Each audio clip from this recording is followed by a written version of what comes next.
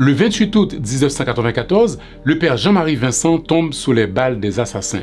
Prêtre catholique, militant de la théologie de la libération, défenseur infatigable des paysans et des pauvres, sa mort brutale reste à ce jour impunie. Derrière ce crime se cache une vie d'engagement, de lutte sociale et de dénonciation de l'injustice. Pour ses engagements auprès des paysans, même l'Église catholique lui était devenue hostile. Pour comprendre ce qu'il représentait et pourquoi il dérangeait tant, il faut remonter aux origines de son engagement. Qui était Jean-Marie Vincent? Quelle jeunesse, quelle formation, quels choix spirituels et politiques ont façonné cet homme devenu symbole de la résistance? C'est à ces questions que nous allons répondre en retraçant le parcours d'un prêtre qui, de Baradère à Jean Rabel, en passant par le Cap-Haïtien, a fait de sa foi un combat pour la dignité des paysans.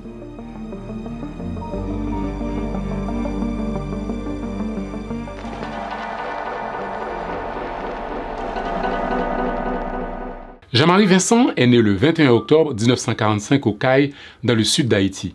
Il est le plus jeune d'une fratrie de 3 enfants. Ses parents étaient des instituteurs établis au Baradère. Son père était à la fois enseignant et directeur de l'école primaire nationale de Baradère. La famille était très croyante et vouait un culte à la Vierge Marie. C'est ce qui d'ailleurs a inspiré le prénom de leur fils, Jean-Marie. Dès son plus jeune âge, Jean-Marie Vincent fait preuve d'une grande intelligence.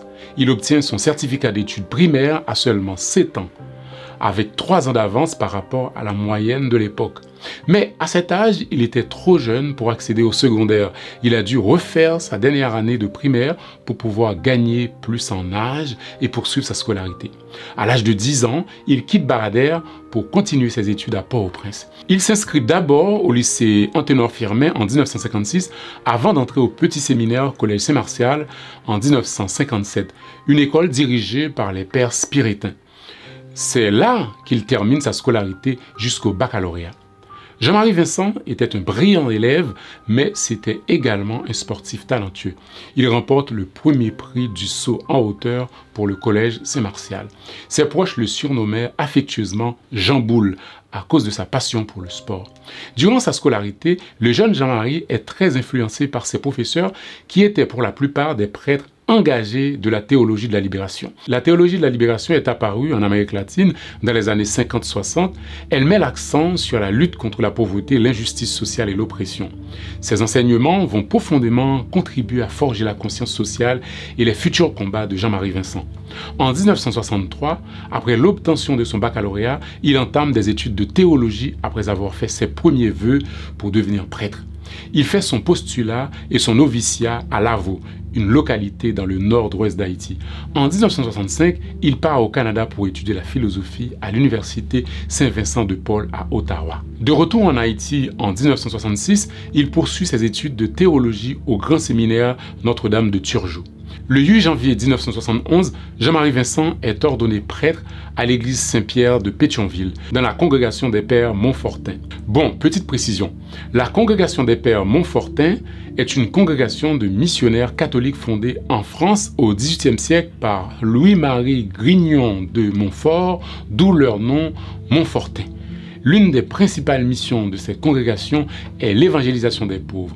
En Haïti, ils sont implantés depuis longtemps et ont une réputation de proximité avec les milieux populaires, ce qui explique l'engagement du père Jean-Marie Vincent auprès des paysans et des pauvres. Cette formation prépare le terrain pour le combat qu'il mènera toute sa vie aux côtés des paysans et des pauvres en Haïti. Après son ordination comme prêtre, Jean-Marie Vincent s'engage dans le nord-ouest d'Haïti, une région aride et défavorisée.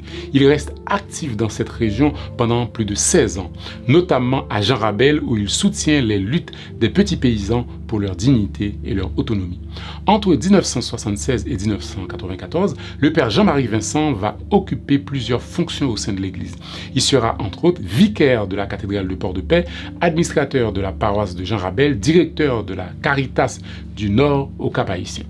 À côté de ses fonctions au sein de l'Église, Jean-Marie Vincent a été également cofondateur de plusieurs organisations paysannes et communautaires, parmi lesquelles Tête Collée Paysan Haïtien, Groupe Développement 79, FIDES, Fonds international du développement économique et social, et le Mouvement national d'artisans. Sa vision était claire, renforcer les capacités d'organisation et d'autonomie des paysans, lutter contre les injustices dont sont victimes les paysans. Il lançait une vaste campagne d'alphabétisation connue sous le nom Mission Alpha et travaillait à la création d'une banque alternative dédiée aux pauvres. On voit là à quel point Jean-Marie Vincent était impliqué, engagé auprès des pauvres. Des pouvoirs mobiliser les paysans pour faire des revendications sur droit, ils ne sont pas capables de faire des grandes familles qui ont un pouvoir politique et économique depuis 40 ans plaisir, puisqu'ils ont perdu un certain nombre d'avantages. Ils n'ont pas joué un travailleur, comme ils travaillent dans le jardin pour un goutte, pour deux gouttes. Et puis, les gens viennent l'autre discours, ils trouvent les gens viennent aux gens dérespectables, ils trouvent les gens pas dociles encore. Les paysans viennent aux gens trop éclairés, comme ils disent eux-mêmes, ils viennent laver les paysans. Ils n'ont pas aimé travailler ça. Et évidemment, ils ont travaillé ça, on travaille communiste. Si je me contenté depuis le défait commencer avec Jean Abel, continuer à manger sinistré, même Jean était bien aimé faire là de façon pour leur sinistré venir, plus capable de gaspiller, faire gagote, voler, ben il a dit que m'a fait bon travail. Même Jean mon camarade dit, chaque fois que au bail pauvre manger, il dit qu'ils sont sains. Mais leur demande pour qui ça fait pauvre pas capable de manger, il dit qu'ils sont communistes. Avec cet engagement auprès des paysans et des pauvres, les ennuis vont commencer. D'abord de ses supérieurs hiérarchiques qui vont le lâcher. Si au départ il bénéficiait du soutien de l'Église dans sa mission d'aider les pauvres, ses actions sont désormais désavouées par l'évêque de Port-de-Paix qui considère son travail comme ne relevant pas de la mission évangélique mais de la conscientisation politique des paysans. Et ça ne passe pas. Quand on commence à dire aux paysans qu'il ne faut pas seulement attendre le paradis qui ne viendra peut-être pas, mais qu'il faut se battre ici et maintenant pour ses droits, pour ces lopins de terre accaparés par quelques familles liées au pouvoir, là on touche à quelque chose qui dérange l'Église parce que l'Église catholique fait partie de ce pouvoir. Elle était alliée aux élites et à l'ancien régime Duvalier. Le 2 août 1986, 3 individus armés de machettes ont pénétré dans les locaux des organisations paysannes à Jean Rabel à la recherche du père Jean-Marie Vincent pour lui couper la tête, d'après des témoins. Ne l'ayant pas trouvé, ils ont saccagé les bureaux et ont proféré des menaces de mort. Mais ce n'était qu'un avertissement.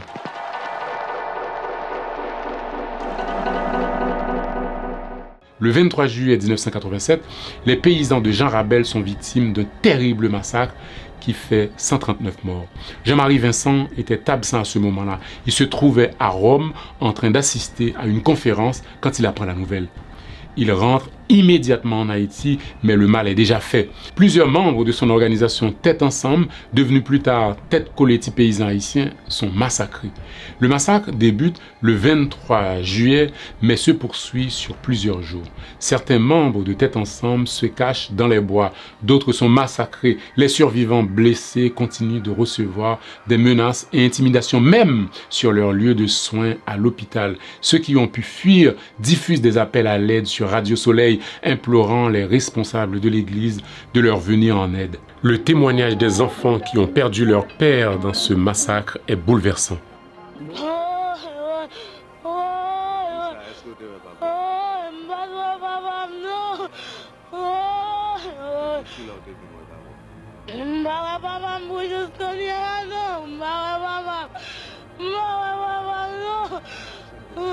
Parce que toujours après les groupements communistes, tout ça portait mon chagrin. On a dit que ça c'est dans le communisme, apprendre manger du riz, c'est ci, c'est là-bas, tout ça, y a dit non, tout ça portait mon chagrin, fait me songer papa. Mes amis, on est écrasé, on me boit des câbles glacés depuis les papa de la regardez mes amis.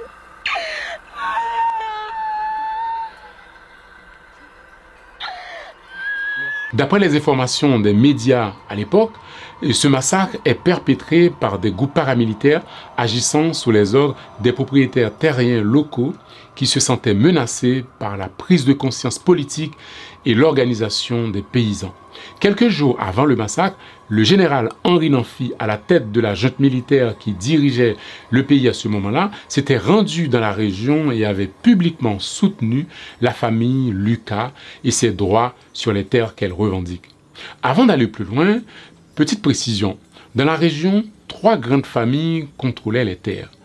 Les Lucas, les Poitevins et les Richardson. Ces familles avaient longtemps prospéré grâce à leur alliance avec le régime Duvalier, tandis que les paysans sans terre étaient constamment opprimés.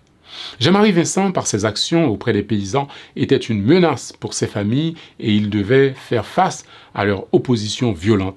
Il était ainsi régulièrement menacé par ses familles propriétaires terriens qui l'accusaient de propager un agenda communiste auprès des paysans. Un mois, jour pour jour après le massacre, le 23 août 1987, Jean-Marie Vincent est victime d'un attentat en compagnie de 3 autres prêtres, William Smart, Antoine Adrien et Jean-Bertrand Aristide.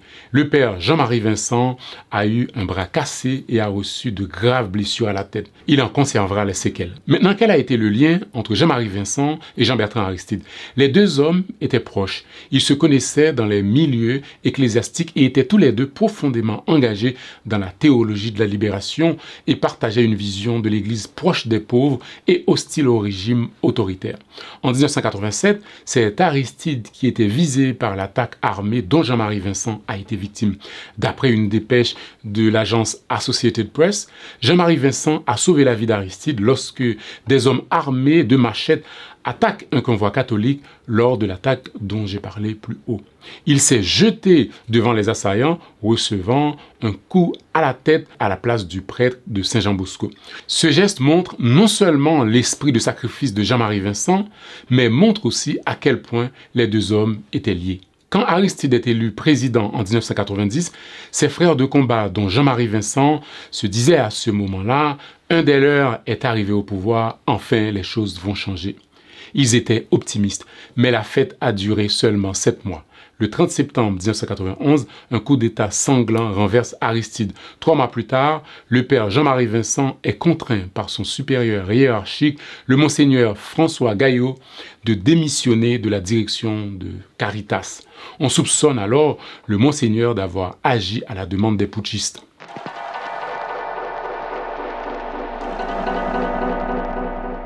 Le dimanche 28 août 1994, il est un peu plus de 20 heures.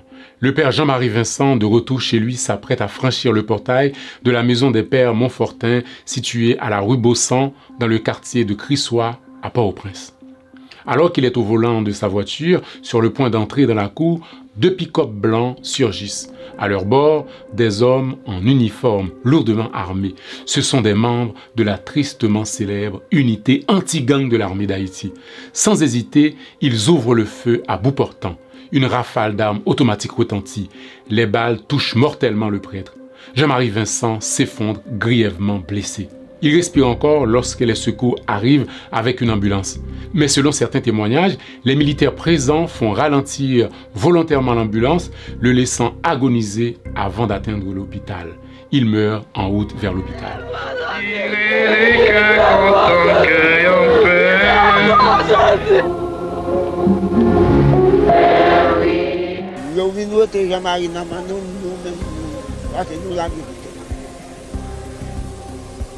Jean-Marie, c'est un bon ami, parce que lui-même, son père qui était remis, petit paysan malheureux, qui a souffert, qui a travaillé pour la libération du pays. Jean-Marie pour nous, c'est pour bon Dieu, Jean-Marie pour nous.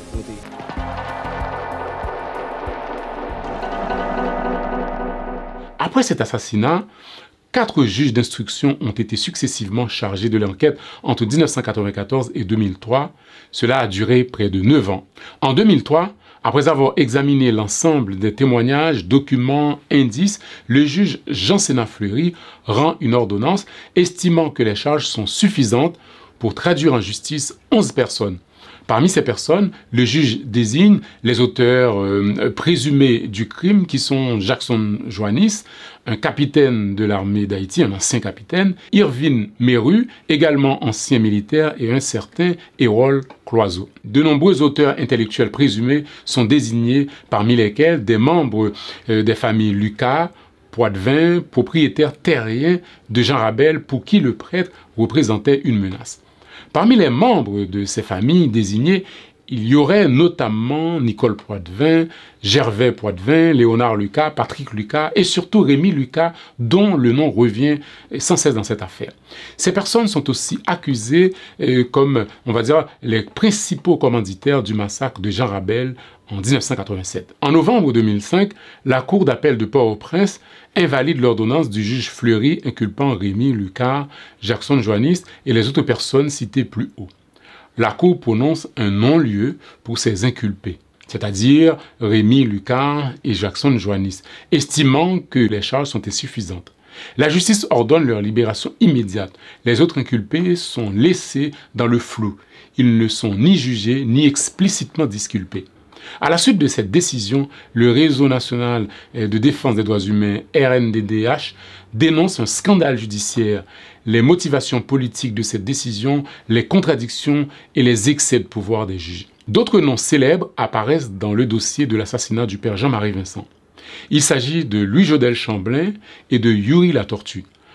On ne va pas s'attarder sur le cas de Chamblin parce qu'on a déjà eu l'occasion de parler de lui à maintes reprises dans cette émission.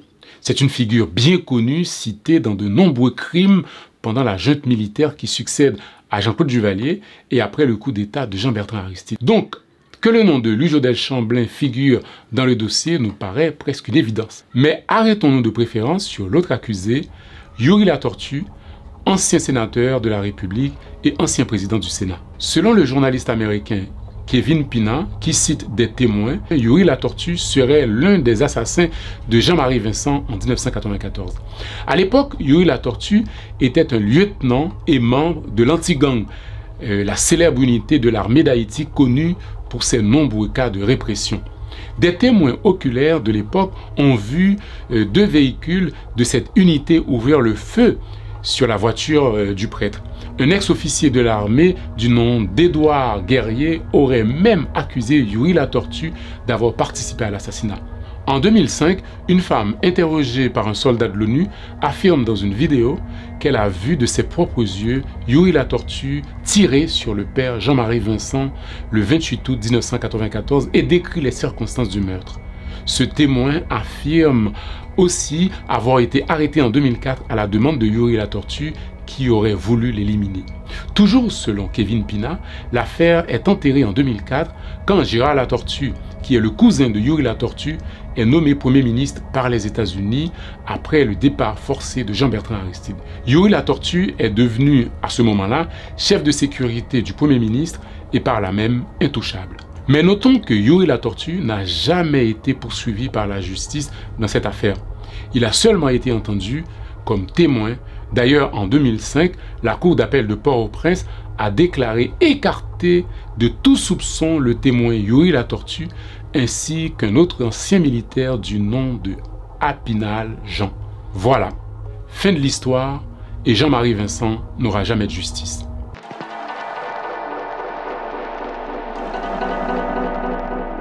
Jean-Marie Vincent n'était pas seulement un prêtre.